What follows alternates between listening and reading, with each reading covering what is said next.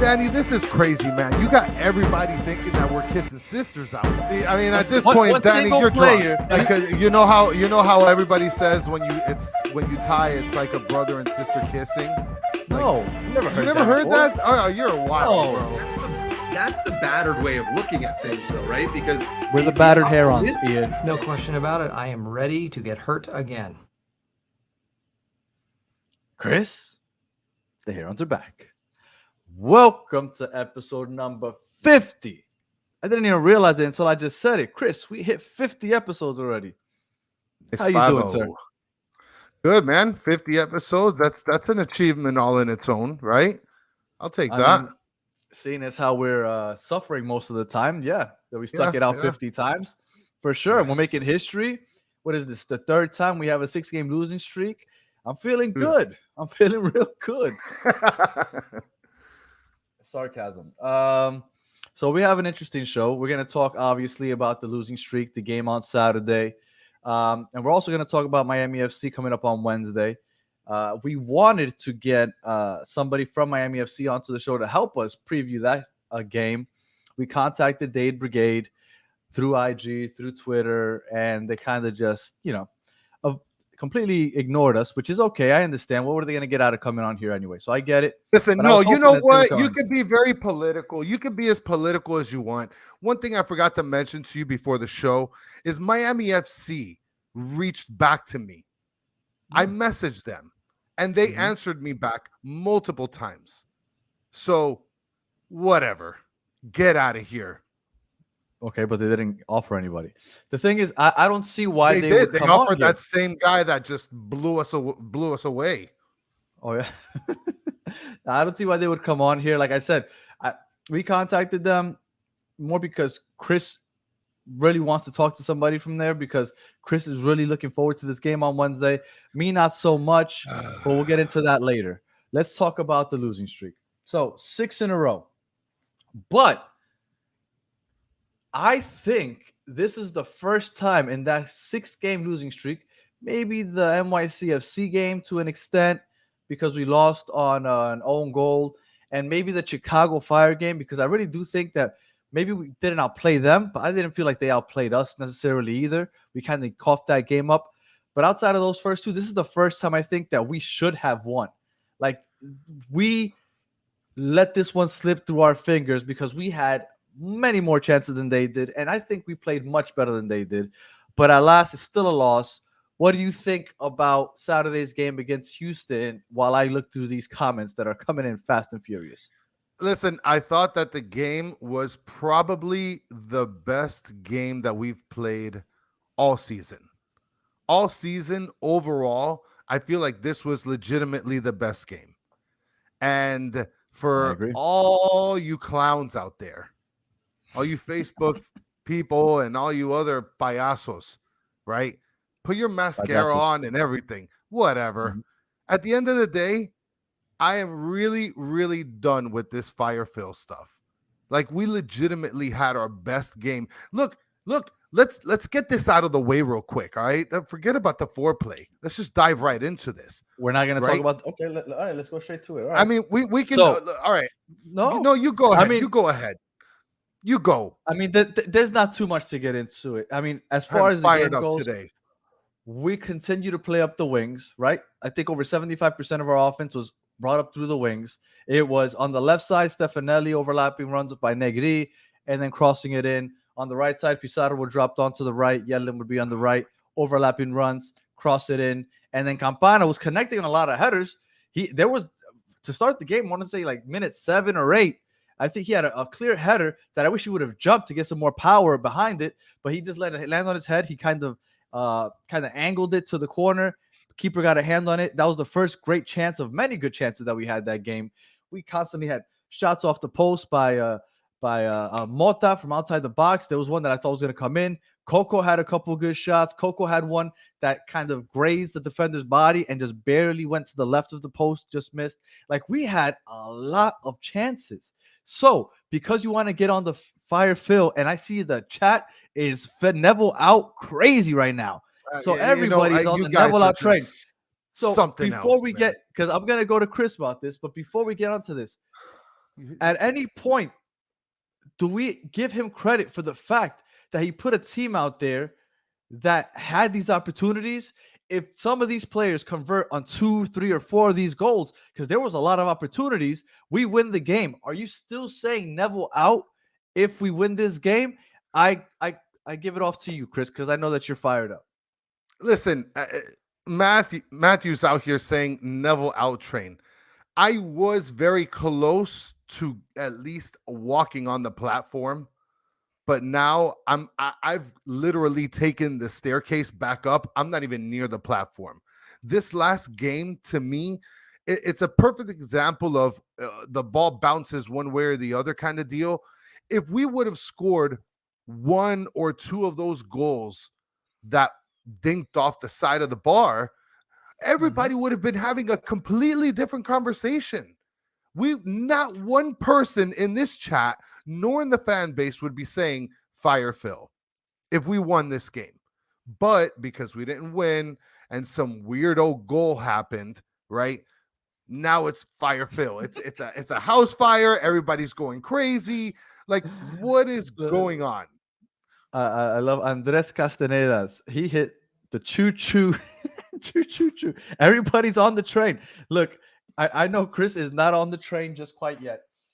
But look, I'm kind of torn.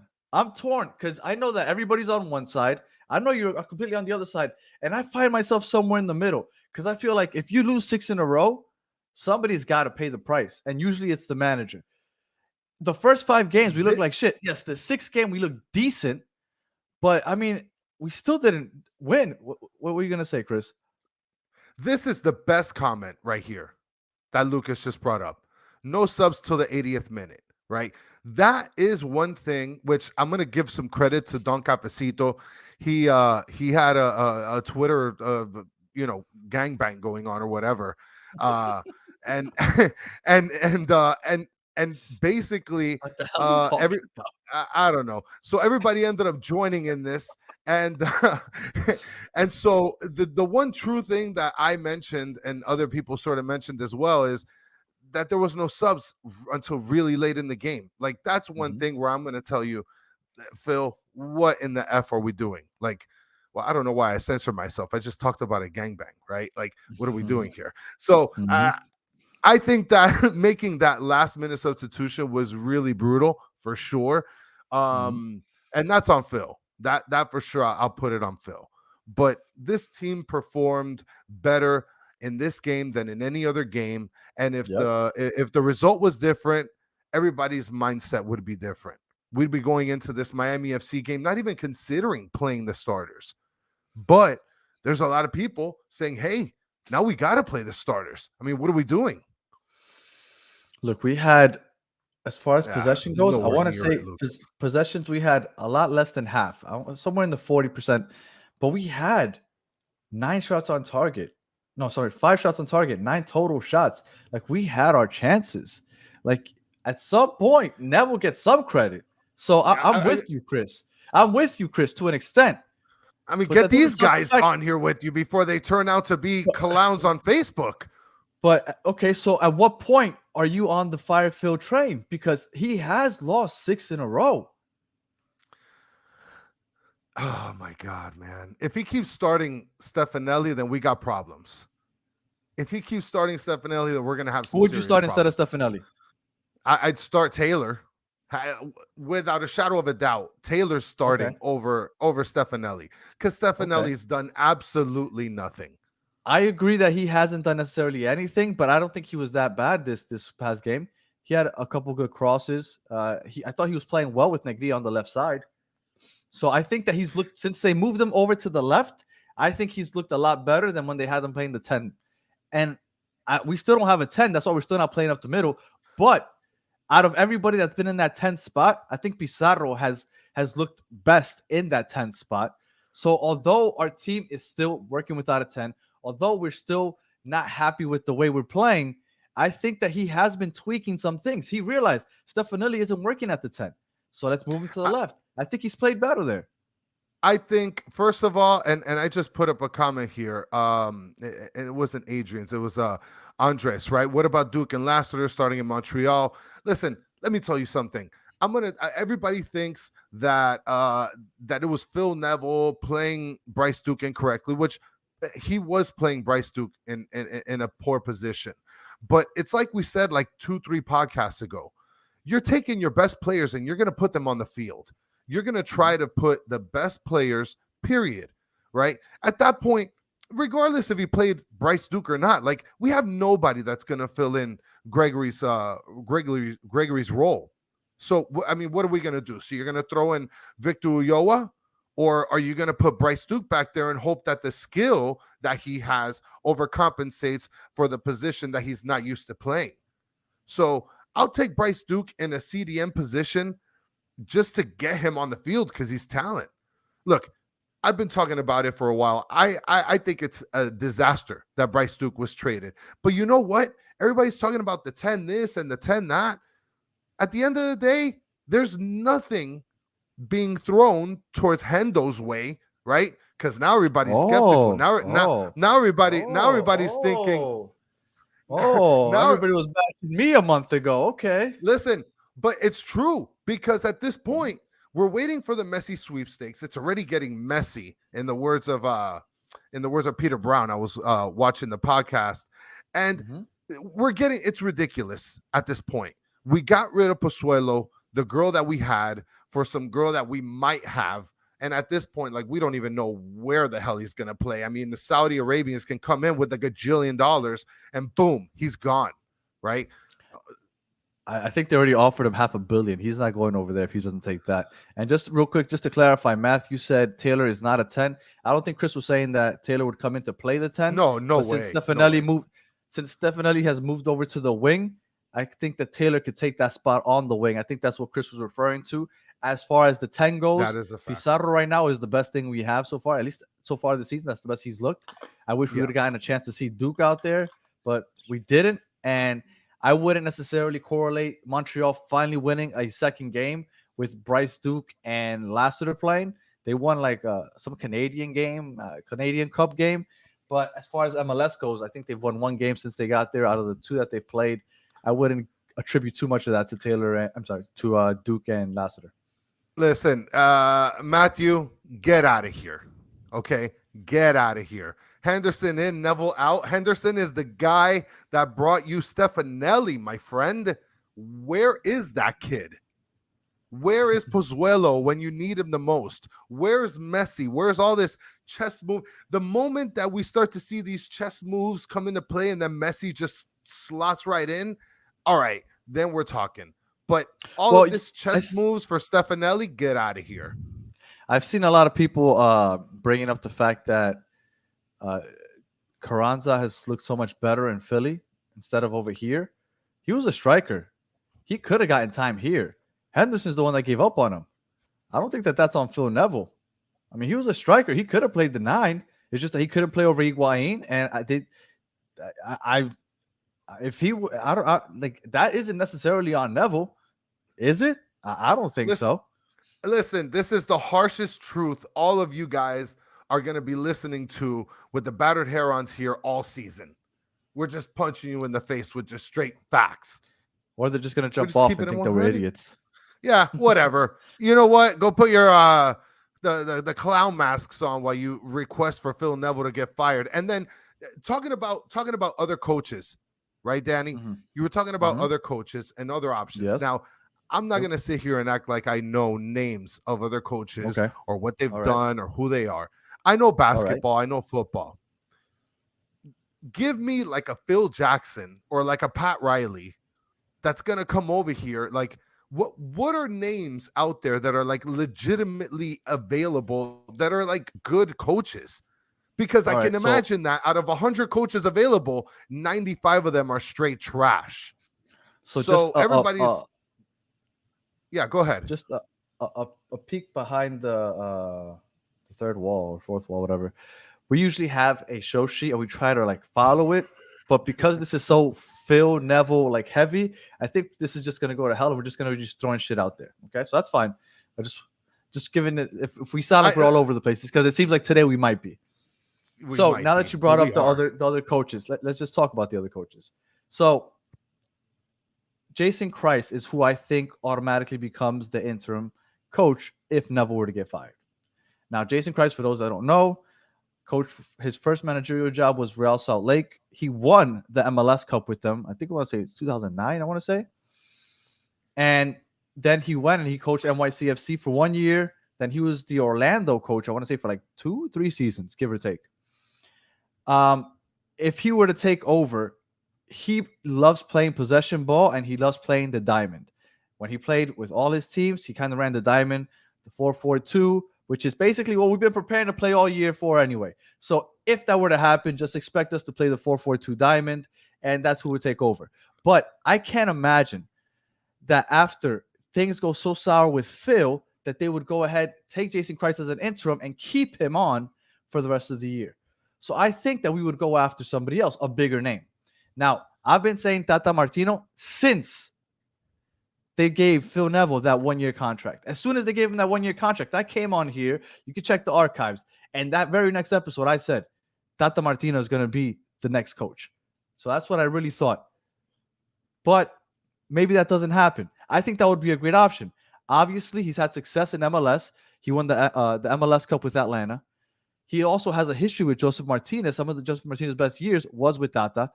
And he also has a relationship with Messi because he coached Messi when he was in Barcelona. So I feel like all signs point to him being the guy. That's why I've been saying he's going to be the guy that takes over.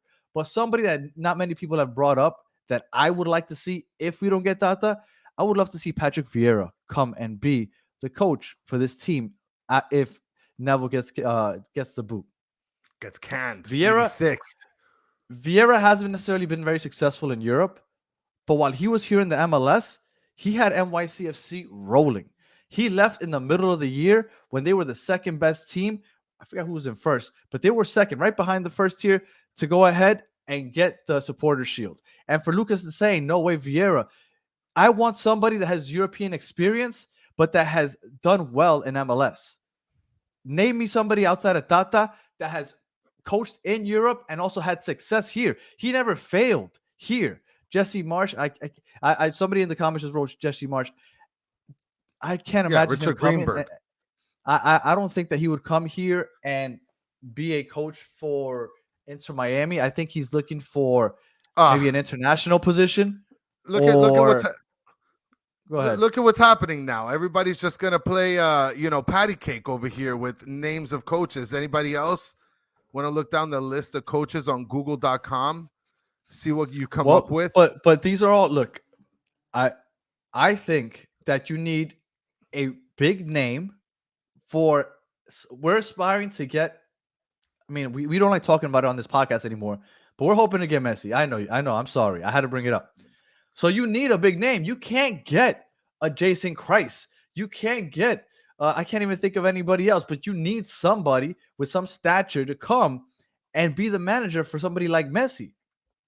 I think that it's necessary.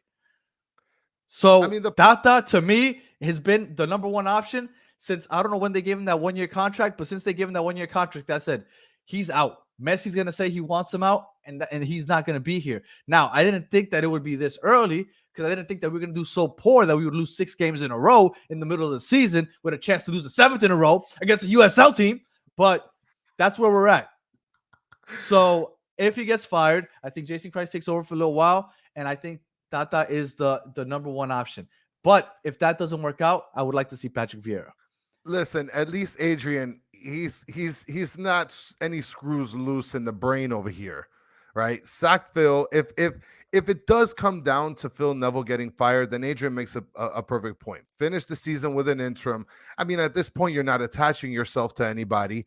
And if you do decide to get the unicorn of soccer, which is Messi, then you're not attached to any coach and you can just go shopping for whoever, because at that point, anybody's going to want to come over here and coach, right?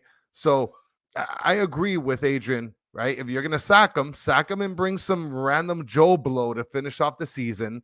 The Joe Blow is going to leave with some experience anyway, right? Most leagues begin in August, right? So most managerial positions are going to be filled by then. So these people that have vacancies are going to these coaches we're talking about will probably be coaching someone by then. Yeah. So we need to make sure we get somebody before the season ends. Okay. We can't expect Tata to just chill at home and wait for us to be like, all right, guy, it's November. You can come over now. No, that's not how it's going to work. So we need to get these guys before they start looking for a job somewhere else. So I think that we get them, and we get them maybe in the beginning of the summer, maybe. But I can't imagine that we tell Messi, like, hey, come over here and play with this shitty-ass team while we have an interim coach that has coached for Real Salt Lake, and the biggest name that he's coached. No, I'm lying. You know what? Jason Christ did coach Davia, Frank Lampard, and Andrea Pirlo. So he has coached big names. But I still think that we need to address this before the summer if he gets fired. I don't know, man. Everybody's just throwing these names. I think this is just getting ridiculous. You know, I'm just let me throw a name out here, I guess, and see if anybody sees if he wants to coach us over here, right? Doug Funny. How about that? How about that? Just random names. Let's just do that, right? If that's what we're gonna do, like just bring up that's random not what names. They're doing. They're looking. Look, I want somebody to find somebody who has experience in this league, because I think that's very important. This is actually an interesting league. Go ahead. I mean, look at what Matthew's saying, that Phil Neville's the third highest paid manager in the league. Ooh, I didn't know that. I didn't know. I'm going to have to fact check you there, Matthew. I'm going to have to see if I can get some screenshots where the receipts at, homie. All right. Well, his replacement's going to have to be the highest paid, because we're going to have to get a big name, is what I'm saying. Listen, I think we can coach this team. I want no parts of that. Bring back Ray Hudson. Ray Hudson playing the total football. Yeah. Go ahead, let's do it. I'm all for it. So now that we're, like I said, all over the place, because Chris's emotions with Phil Neville just took us on a loop. That's fine. I do want to know, Kris, you are not on the choo-choo train. I get it. What would it take to get you there? Because at this point, I think you're just being stubborn. I'm not there fully, but man, I'm close. And I'll tell you what gets me there. If we lose on Wednesday, I don't care if it's his fault. I don't care if we had 37 shots on target and all 37 hit off the post. If we lose, I don't care how good we played. He needs to go. I don't care. But what are we doing? I don't care. I don't care how good we play. If we lose to Miami FC 7 in a row and we get knocked out by them, I don't care how it happens. I really don't. I don't care if we, like I said, 37 goes off the post and we score off of a miracle own goal. That is just inexplicable how it happened, but it happened. I don't care. If we lose 7 in a row and that 7th is against a USL team, he's got to go. I really don't care how it happens. What gets you there, Kris? This is what gets me there? A poor performance, especially strategically, where they don't get a lot of shots on goal, or at least close to the target, and we lose that game. That's what's going to get me there.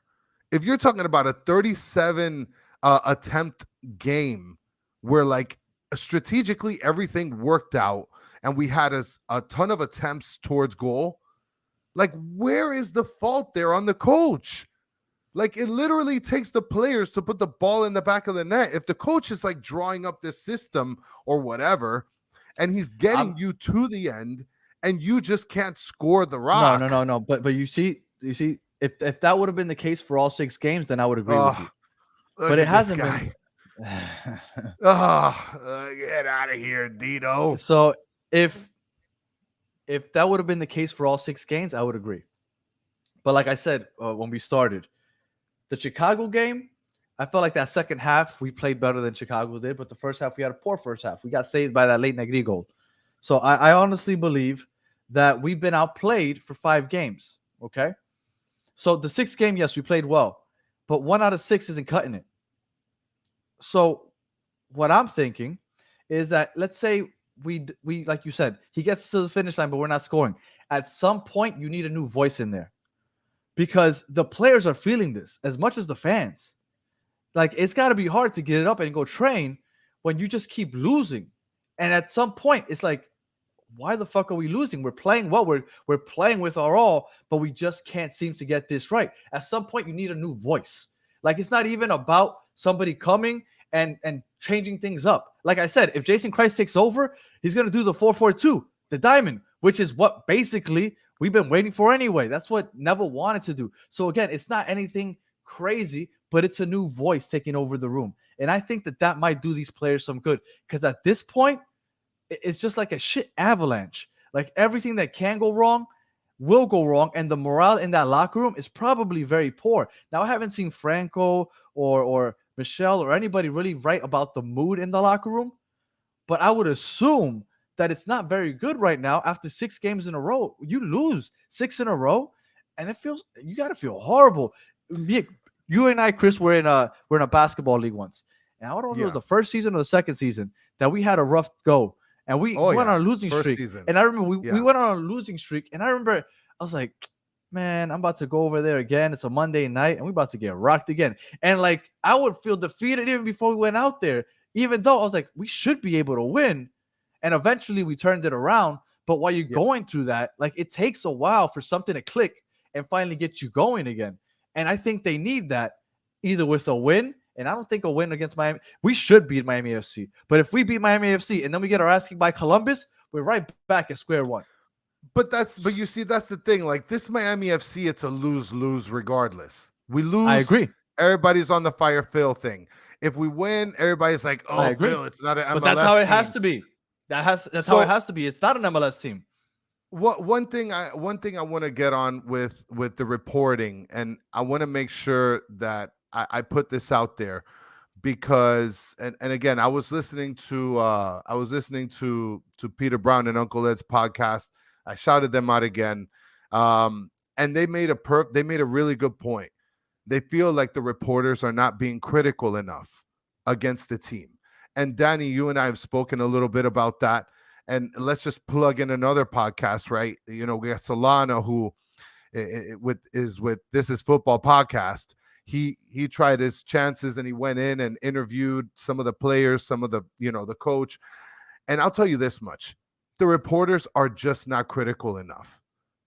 They're not. I don't feel like I think you're wrong. Do you think the last game that just happened? What would you have asked that they didn't ask? The last game that just happened was the first time that I legitimately heard the question sounded out. Are you in the hot seat, Phil Neville? Before that, they're playing patty cake around that question. They're not asking that question. But they asked it. But they would, so do you feel comfortable, Phil, about your... No. Like, there's got to be straight up direct questions to Phil Neville, because if he's in the hot seat for the last couple games, then he needs to feel like he's in the hot seat.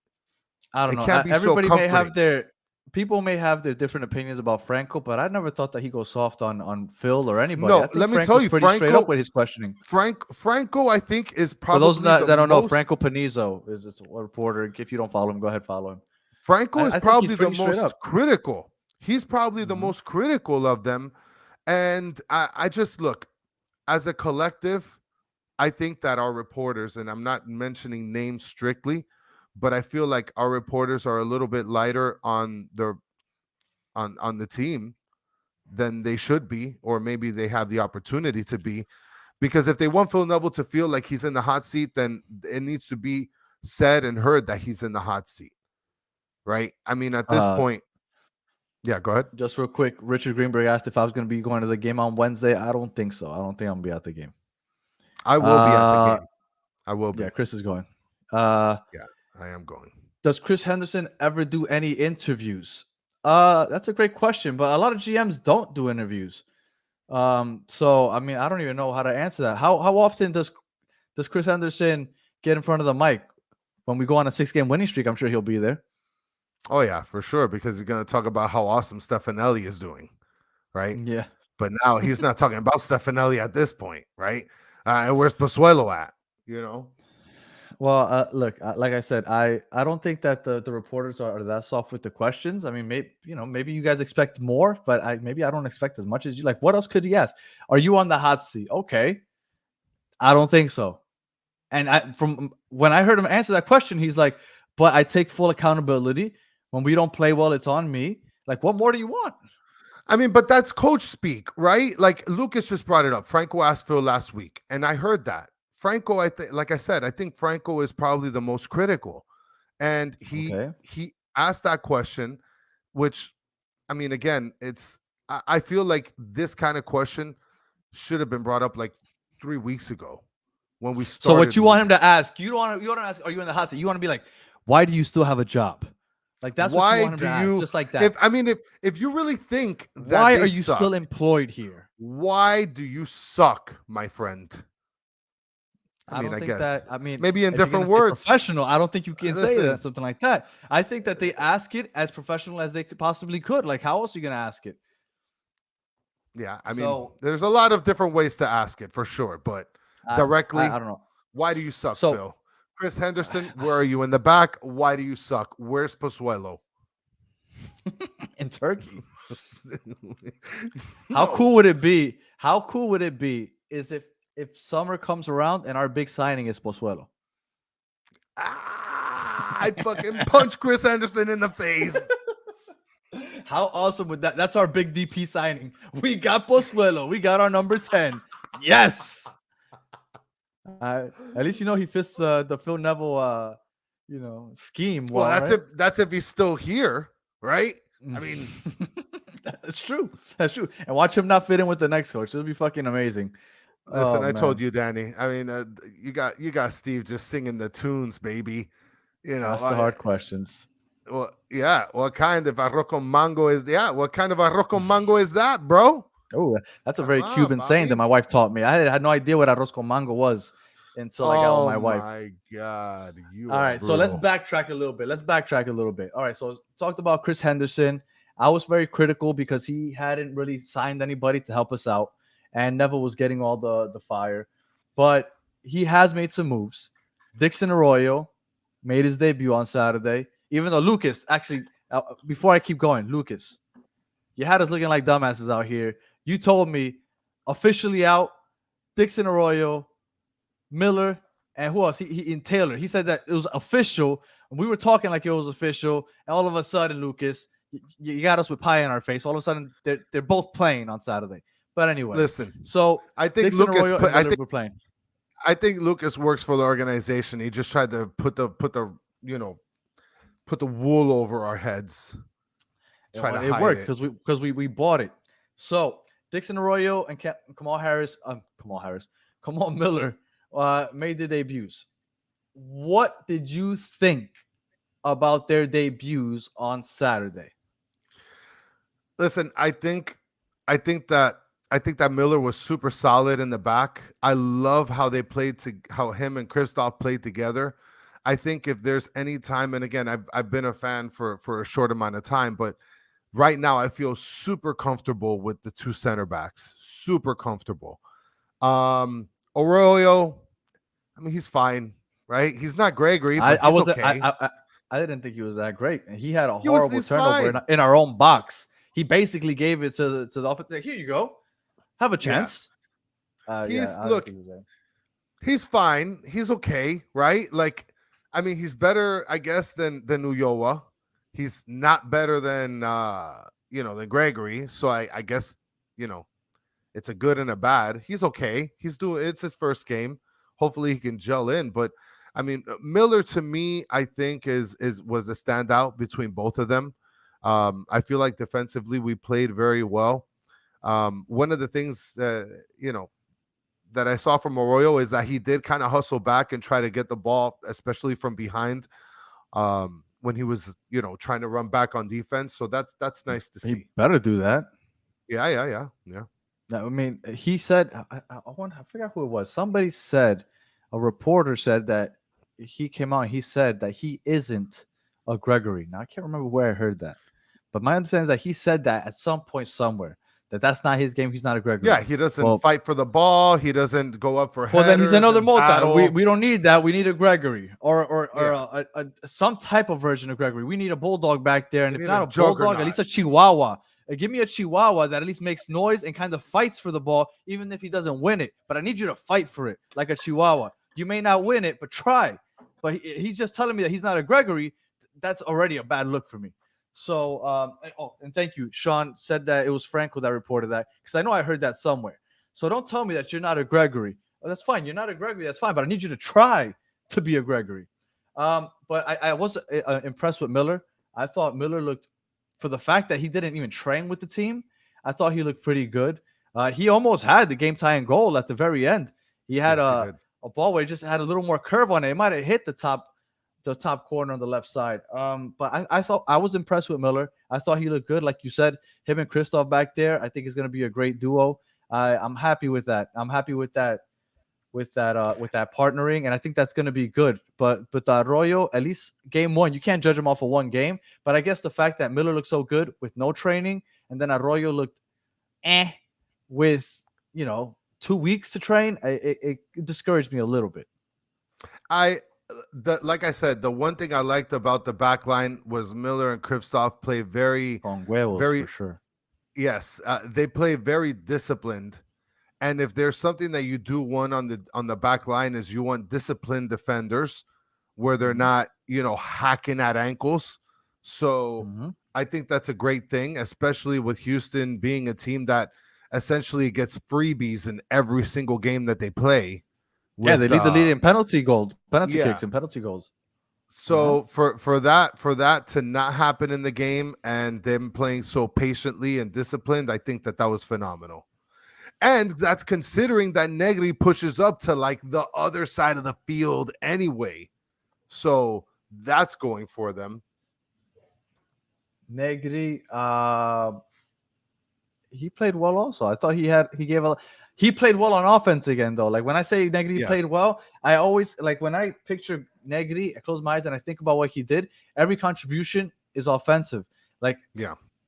I just don't notice him playing defense. I don't see him winning any balls. I don't really see him doing too much. And maybe it's because everybody abuses the left side and goes up on Yedlin's side, but I really don't see Negri doing too much.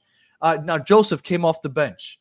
We expected that, right? We thought that would be one of the changes that happened when Neville said that there were going to be some changes when they came back after that bye week. What did you think of, one, Joseph coming off the bench, and two, waiting all the way until the 80th minute almost to get him into the game? I think it was a huge mistake to bring him on the 80th minute.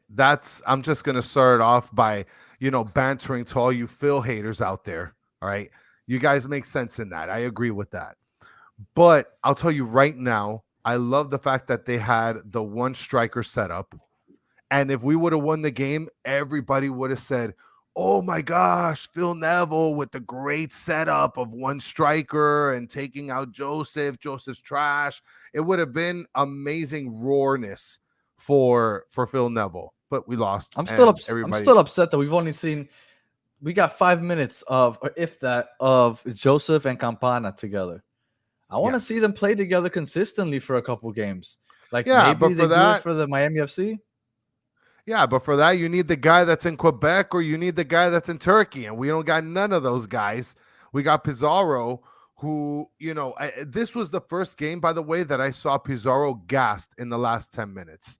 I've never seen him gassed and exhausted. And I felt like watching that game, there was a specific play like in the 83rd minute where they were just like triangling the ball around him. And I said, wow, this guy is extremely just exhausted. But getting back to Joseph coming off the bench, I thought that was great. I think that's sort of a reality check, like Higuain, right? You want to Higuain him, I guess. I feel like he came on way too late, maybe to bring on some heroics or something. He should have came on the 70th minute, to be honest. But thumbs up on the benching and bringing on, thumbs down on when he got brought on. Sean said that they both need the same thing, that they play like they're always on top of each other. I think that with more time, either in training or in actual games, I think that might get better. I don't think that there was enough of an opportunity for them to get accustomed. They had the preseason. Everybody thought that they were looking pretty decent. And that one drone goal, it looked beautiful, right? The way they were playing off of each other. I would like to see it more often. I mean, I understand, but at this point, we're losing so many games. Does it really matter if we just test that out? I wouldn't mind seeing them together. And if you bring Joseph in as a sub, that's fine. But bring him in like the 70th minute. Take Campana off in the 85th if you're gonna take him off. But let's get like a decent amount of a quarter of a game with those two or with them those two playing, because I would like to see how they look together. Well, and you got Richard Greenberg chiming in if Wednesday's game is going to feature any sort of a squad rotation. I don't know. Go ahead. I think he's going to listen. At this point, Phil is probably feeling the heat more than ever. So I feel like he's just going to, first of all, I saw a tweet reported by Ian Hest earlier. Great reporting. He reported that the team always trained in the morning, and now they're going to be training, I guess, in the afternoon. Good for them, right? It's time to step it up. I guess so that's it. That's their punishment. Think it's like a punishment? Yeah, at least that's what a lot of people are sort of making it out to be. Because I mean, it does suck to have to train at that time with the heat blaring on you. But if that's happening, then that says a lot about who the hell is messing up at this time. Can I ask you a question? You can ask. I know you're not the biggest. I know you're not the biggest Coco Jean fan. I know this. I love him now, Coco Jean, by the way. Oh, really? Okay. So yes, you saw he had a few opportunities. Oh yeah. Do you think? And I know what the answer is probably going to be, especially in the chat. But do you think if Joseph gets some of those looks, he converts on them? I know he's had his opportunities and he's whiffed, but the way Coco had several opportunities, I haven't seen Joseph get more than maybe one or two a game the whole season. NYCFC, he had a couple. I want to say Chicago or Cincinnati. I want to say he had one or two, but like consistently, like in a span of a half, to have 3 or 4 opportunities, I haven't seen it. Do you think if he were to get that many opportunities that he would get one to go? Yeah, but that's the key here, right? Like who's setting them up on these opportunities?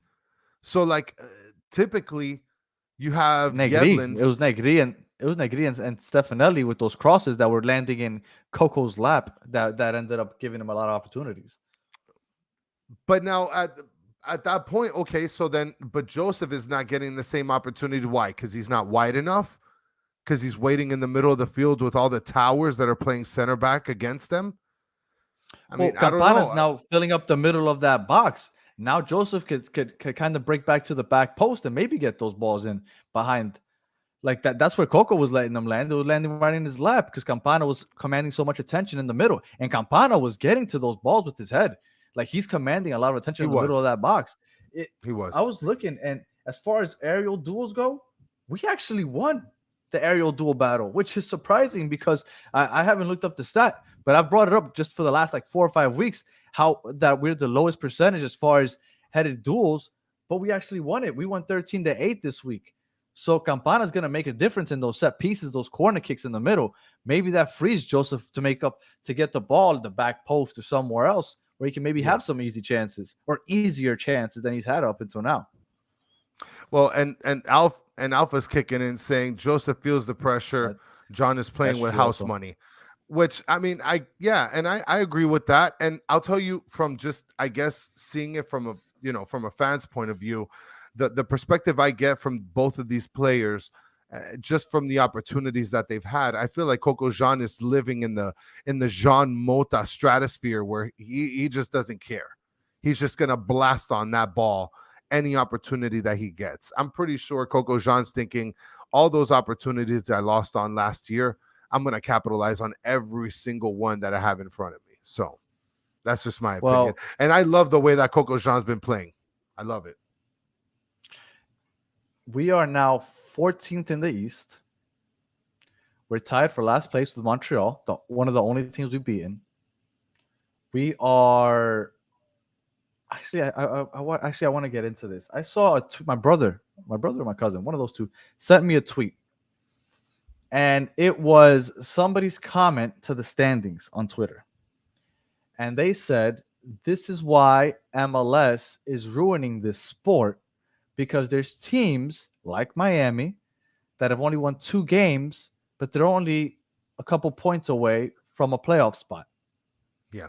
Do you feel like this is ruining the sport?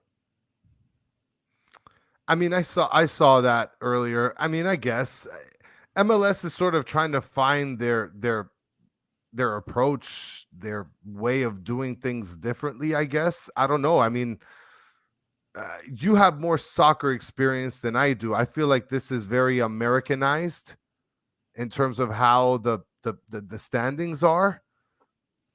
Yeah, I don't know. I don't see a big deal. NYCFC just joined us. Not looking good for y'all. Nope. No, we're having a tough time over here. Real tough. Okay, so this is something that I've always had. I got vodka in here. I've always had an issue with. I've always had an issue with everybody's hate for the playoff system here in the United States. I think it makes it more compelling.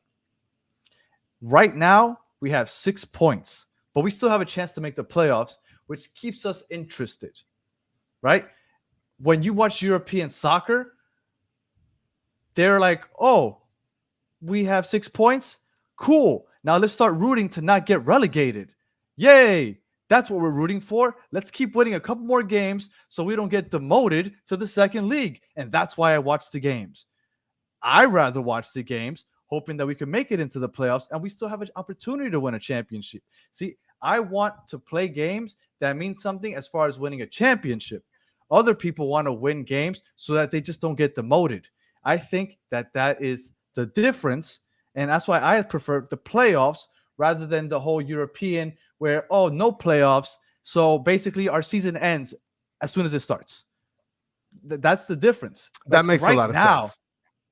Right now, like there's only one champion and whoever has the best record wins it. That's cool. I understand. Everybody's like, oh yeah, but they earned it. Okay, that's cool. That's nice. But that basically discounts half the league by the second month. Yeah. It so does. What's the fun in that? Like there is no fun in that. There's no rooting interest. No, they've become so accustomed because that's the way they grew up watching that. So that's how they do it. And that's fine. I understand that's the history. And then, you know, all those soccer purists love it that way. But I don't. Like, I don't want to all of a sudden be discounted. Like, and then you ask everybody that's a soccer fan from Europe, you ask them, hey, who's your favorite team? You'll get Liverpool, Chelsea, Manchester United, Man City, Barcelona, Real Madrid. Why do they like those teams? Because those teams never get relegated. Yeah. You don't see them saying, oh, I like Southampton. Like, you don't see a random Southampton fan. No, because there's no fear of them getting relegated. So don't tell me that you like relegation but promotion and relegation when you don't root for any team that will ever get relegated. You just like the good teams. Or they just like random ass Tottenham Spurs. No, I mean, the Spurs aren't that great. But what I'm saying is that everybody likes that, but because they've all chosen the good teams, they never have the fear of getting relegated. So don't tell me that you don't like the playoff system when we have a chance. Even though we're doing really poorly, it's going to keep our interest all the way through October. Because all the way through October, we won't be out of it because we'll have a chance to fight for a playoff spot, which means our season isn't over. We could still have a miracle run and win a championship. And I think that's why the playoff system works, because it keeps your interest all the way out throughout October instead of halfway through the year. Like, okay, well, we have no chance of winning a championship. Let's just hope we don't get relegated. Like, I don't understand why people like that. Well, and I feel like it's more American to love the underdog, you know, all or to play for something. Well, yeah, but I mean, but it's the underdog story, right? Like, I don't know if like let me tell you something. Every soccer purist listening to this is fucking cursing me out, but I don't give a fuck because it makes no whatever. sense. I mean, but those purists are probably like, "Ugh, underdogs. I don't like that. I like my kings to own the whole land." No, like, but they feel like it's an underdog story because they say that they like the relegation, and then they like that the teams from the second division get promoted. So they say, oh, but we're rooting for the underdog. We want the second division to come up to play with the big dogs so they can get smacked around and get sent back down to the second division. It makes no sense to me. Well, I'm cool with the way that it is. I don't want to make any changes, pro, rel, whatever. I actually like the way it is. So, but I could tell why people are bothered by it. I can't. All right. Alpha, please enlighten me. Alpha asked, do you know how many hockey teams have a sub 500 record and reach the playoffs? I want to say none, but I'm not sure. You'd have to enlighten me. Lucas chimed in. We haven't used the TAM GAM that we got from the Duke trade, so that means we're gonna have to surely use it in the summer, which is what we all figured, right? We figured that all this money and everything, it's not necessarily for Messi exactly, but it might help us sign a Busquets. That is, everybody's saying, a package deal with Messi. So I definitely see why we got that money and we haven't used it, and we'll probably use it at some point during the summer, which is exciting, right? Because that's we're hoping that we're not completely out of it by the summer. I feel like everybody is just dreaming with this Busquets and Messi crap. Everybody's just in la la land with this garbage. Like, let's be serious. If we tank and this team looks like a garbage bag, you think Busquets and Messi are gonna be like, yo, let's go down to Miami and get this shit popping? Like, no. Yes, because they're the ones that I'd rather go to Columbus, Ohio. No, they're going to be the ones that turn it around. And do you really think that we're going to become a dumpster fire at any point? I mean, the way that it's looking, we might be the entire landfill. Is what we're talking about. Well, I mean, the Messi thing, I'm starting to lose hope because I keep hearing so many reports about Barcelona. His kids are signing up for schools in Barcelona, all this other stuff. I don't know. I really hope that we have a plan B. I mean, supposedly Chris Henderson, let him cook and all that other stuff that people say. Hopefully he's got something. All right. Well, he already has his favorite grocery store lined up. Moving on. I mean, he lived there for like 20 years. I mean, come on. Of course he has this stuff lined up. Miami FC on Wednesday. Chris, do we see a full squad or do we see the B squad? We usually see the B squad for this type of game for most MLS teams. I think if this was a standard game without any sort of pressure on Phil Neville, we wouldn't see Campana hit the field. We wouldn't see Pizarro hit the field. We wouldn't see Negri hit the field. We wouldn't see Yedlin hit the field. We're talking like bare bones, like hide all of our good guys for the next MLS game. But with all this pressure that these Facebook clowns are popping off with, I think that for sure we're going to see like the full squad out there. I agree. Yeah, I think they're coming out in droves. Yeah, I think that we're going and we're going to be aggressive and we're going to go for the win. I really think that he wants to make a statement, and I think he'll be very aggressive offensively. I think he'll have Yedlin and Negri pushing up. I think he'll leave himself vulnerable to the counter because he feels like they can score. I know Miami FC, we wanted to have, like I said, a representative from Miami FC to join us so he could talk about the team. But from my understanding, they haven't been doing very well. I know that they beat, I think I want to say Las Vegas or something this past yesterday or one of these days, but it was like the worst team in the league. They've done really bad this year. So if you're a bad team in USL, you have to beat that team. And I think Neville's going to try to do it convincingly, not because all of a sudden I'm going to be like, oh, Inter Miami, you're back. Thank God. Yeah. You beat them 3-0. No, but it does kind of give him some breathing room for 2 days, right? Because everybody's like, all right, cool. We didn't lose 7 in a row. We didn't lose to Miami FC. Now do something against Columbus, right? And that's what it'll come down to. But he needs to win this game on Wednesday. Chris, yeah, go ahead. If he doesn't win on Wednesday, are we firing Neville? Does he make it to Saturday? Man. Of course he's making it to Saturday. At least give him to Saturday. I think if they lose on Wednesday, there's a chance he's going to make it to Saturday. On this comments. I think that if he loses on Wednesday, because it's only 2 days before the next game, maybe he doesn't get fired. Maybe. But I think there's a chance he does. If he loses on Wednesday and he loses to Columbus, I almost want to bet the house that he doesn't see Miami on May 6th. I'm almost confident to bet because May 6th is the next home game here in Atlanta, and no way are they letting Phil come out there and walk the sidelines when we're on an 8-game losing streak and we lost to USL team Miami FC. So I honestly believe that if we lose both these games this week, which I feel like Columbus is we have no chance. So no, it's not a gimme either. That's going to be a brutal game right there. I mean, look, it's on the road. We still haven't scored on the road. look, Talk NYCFC says good luck for sure. Good luck to us, even though we're playing Miami Good luck to FC. you guys also. Yeah, even though we're playing Miami FC, who just beat the worst team in the whole planet, Las Vegas. I don't know, and it's their first win out of 7 games. I wish we would have had somebody from the Miami FC side on, but I guess I'll reserve they would have myself. gotten nothing out of here.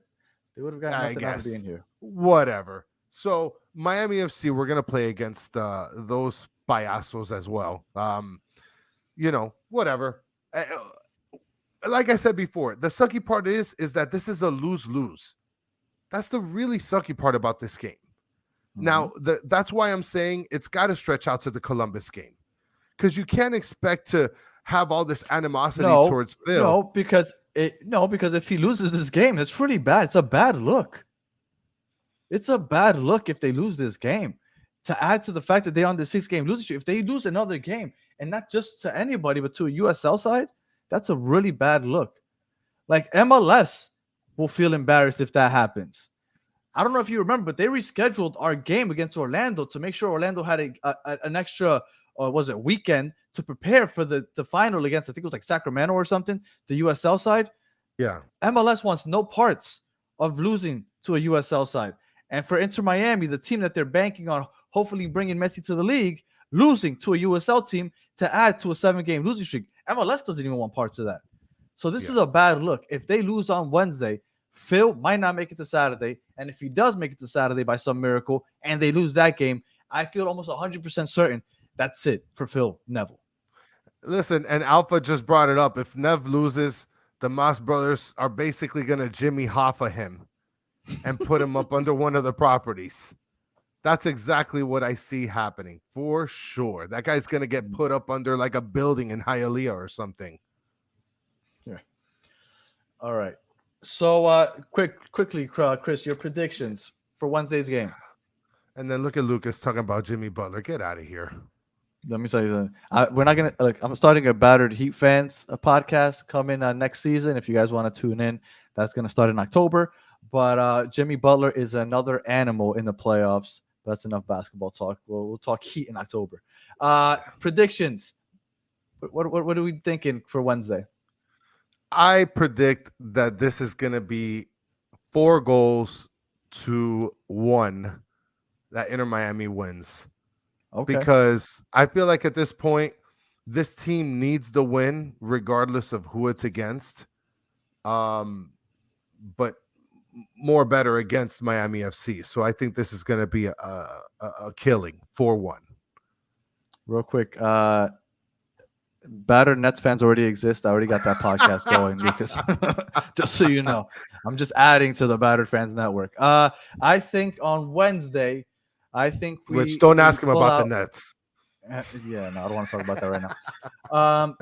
3-0, and actually, I have a Battered Jets fans also. Aaron Rodgers. You can ask him about that, baby. You can ask me about that. And Battered Dolphins is also going to be recording on Friday after the third round. Plug them all, baby. Just plug them all. Fuck it. We got Battered Marlins coming in on Thursday also. We'll have Peter Pratt from Locked On Marlins as a special guest. I got them all going. Anyway, on Wednesday, I think that we come out. I think he's aggressive, and I think that we win 3-0. I think that it kind of loosens the reins a little bit on the whole, or slows down the choo-choo train, right? The fire-filled train. Not because I think that people aren't going to still want him out, because like you said, lose. People are going to be like, okay, you did that against Miami FC. Big deal. You're supposed to do it against the Miami FC. But it'll make us feel decent, because if we lose, we're going to feel really, really bad. So you got to make sure that doesn't happen.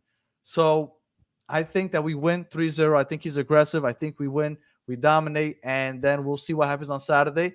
We're going to actually have a special Thursday show instead of Wednesday because of the Miami FC Inter Miami game. So we're going to be live on Thursday previewing the Columbus episode, and we're going to have the Wise Men's podcast, which is a Columbus crew podcast, joining us, and he's going to help us preview the show. So, we got a week full of soccer. Anything else for the people, Kris? Well, if you guys have any questions, just chime in the chat. Lucas just put down he's a Packers fan, and he's happy that the Jets took Aaron Rodgers. And Richard Green. Go ahead, Danny. I believe Tom Brady was in his 40s when the Bucks got him, and they won a Super Bowl with him. So, just saying. Go ahead, Richard Greenberg. Richard Greenberg's wondering if we're going to start a Batter Toronto FC podcast. I mean, we basically can. We could just get Italy Jet. Hey, Italy Jet and Richard Greenberg, and we're off and running. I like it. Yeah, we could do that. Richard Greenberg, hit us up in the DMs, bro. Let's get it popping. All right, so if you're still listening, we appreciate you listening all the way to the end. Everybody in the chat was awesome today. It was fun. You guys are ready to let loose of Phil Neville, which I kind of get, but I'm not all the way yet. I'm a lot closer though than Kris is. And if we lose on Wednesday, he's got to go. He's got to go. Kris will be at the game on Wednesday, so look out for him. Go say what's up to Kris. He'll be there with you're going with Jose, right? Your son? Yes, I'm going with my son. Yeah. All right. So he'll be out there, and I won't, but I'll see you guys on May 6th when I'm out there for that Atlanta game.